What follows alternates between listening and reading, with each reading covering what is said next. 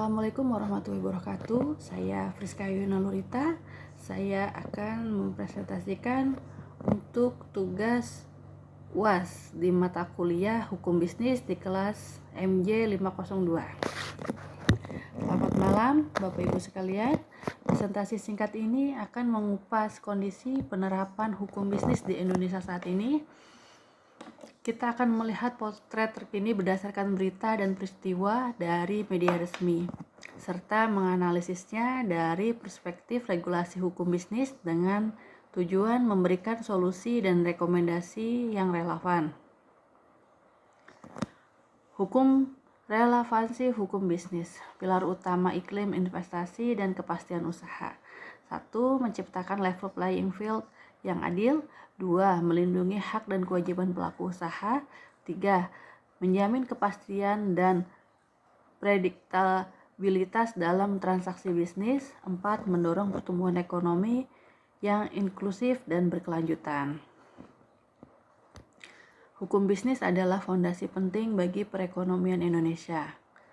Penerapan hukum yang efektif menjadi kunci untuk menarik investasi, menciptakan iklim usaha yang kondusif, dan pada akhirnya mewujudkan pertumbuhan ekonomi yang kita cita-citakan. Hukum bisnis yang kuat adalah hukum yang tidak hanya ada di atas kertas, tetapi juga ditegakkan secara konsisten dan berkeadilan. Korupsi dan tata kelola perusahaan. Dikutip dari kompas.com 15 Februari 2024, KPK tetapkan ex-pejabat Kementerian ESDM tersangka korupsi, IUP rugikan negara ratusan miliar rupiah. Kondisi terkini, berita korupsi di sektor bisnis masih marak. Kasus suap perizinan penyalahgunaan wewenang dalam pengadaan dan praktik korupsi di BUMN terus terungkap. Contohnya, kasus dugaan korupsi terkait izin usaha pertambangan yang melibatkan pejabat tinggi Kementerian ESDM. Berikutnya, analisis regulasi. Undang-Undang Nomor 31 Tahun 1999,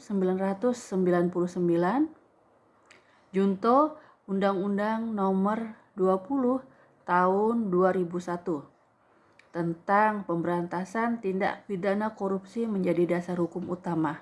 Selain itu, terdapat Undang-Undang Tipikor terkait sektor tertentu dan peraturan perundang-undangan tentang Good Corporate Governance.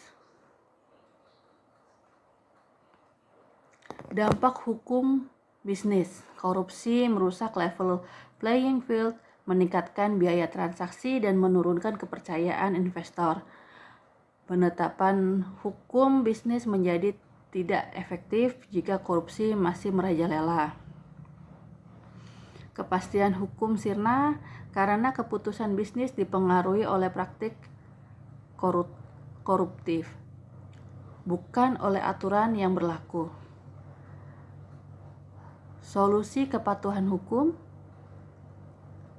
implementasi GCG secara menyeluruh, penguatan sistem pengendalian internal perusahaan, whistleblowing sistem yang efektif, dan edukasi anti korupsi yang berkelanjutan. Perusahaan harus menjadikan kepatuhan terhadap hukum anti korupsi sebagai prioritas utama. Sekte kontrak dan penegakan kontrak. Kutip dari kontan.co.id 2 Maret 2024, pengusaha daerah keluhkan lambatnya proses penyelesaian sengketa bisnis di pengadilan.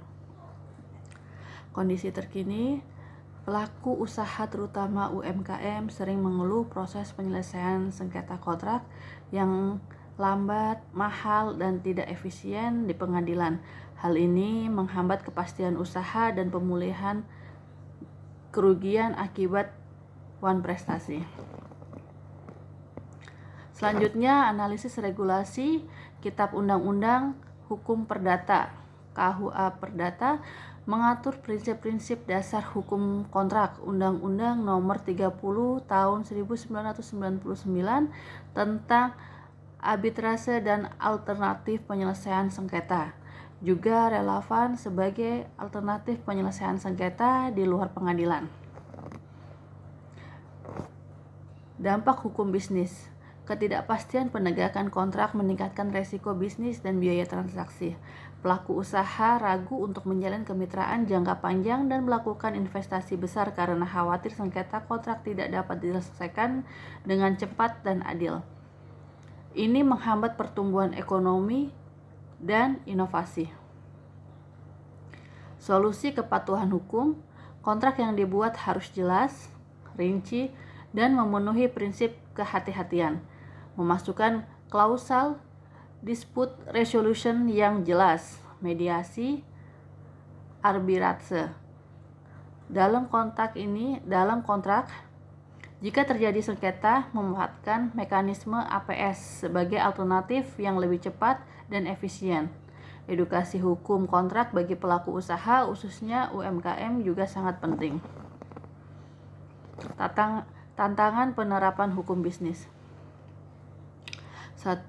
Regulasi yang tumpang tindih dan inkonsisten. Peraturan yang saling bertentangan dan perubahan regulasi yang terlalu cepat menciptakan ketidakpastian. 2. Kapasitas dan integritas aparat penegak hukum. Sumber daya yang terbatas dan isu integritas di kalangan aparat penegak hukum menjadi hambatan. 3. Budaya hukum dan kesadaran hukum masyarakat. Masih rendahnya kesadaran hukum dan budaya kepatuhan hukum di sebagian masyarakat dan pelaku usaha. 4. Intervensi dan conflict of interest. Potensi intervensi pihak lain dan konflik kepentingan dapat mempengaruhi independen penegak hukum.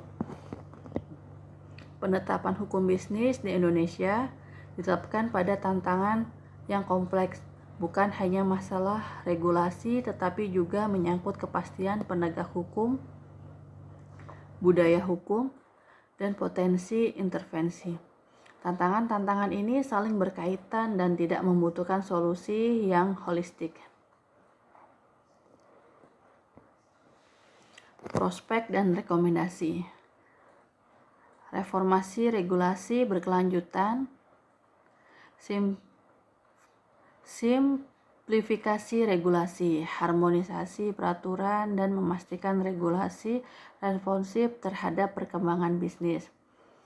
Selanjutnya, penguatan institusi penegak hukum, meningkatkan kapasitas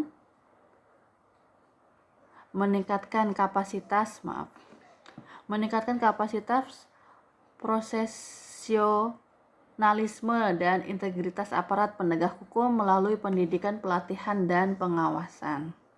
Selanjutnya, edukasi dan sosialisasi hukum bisnis.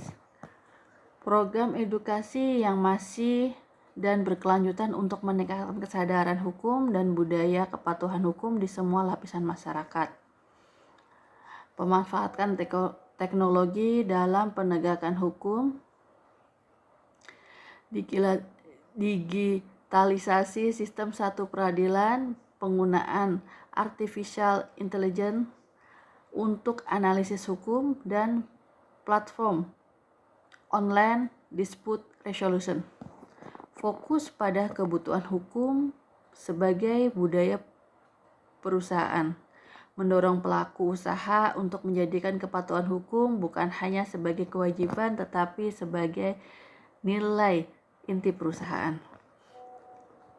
Kepastian hukum kunci kemajuan ekonomi Indonesia. Penetapan hukum bisnis di Indonesia masih perlu banyak pembenahan, namun dengan komitmen kuat dari pemerintah, pelaku usaha, dan masyarakat, serta implementasi solusi yang tepat, kita dapat mewujudkan kepastian hukum yang menjadi kunci kemajuan ekonomi Indonesia.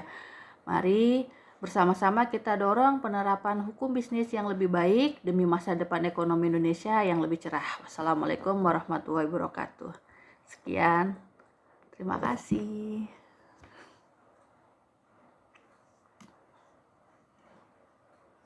Oke, terima kasih.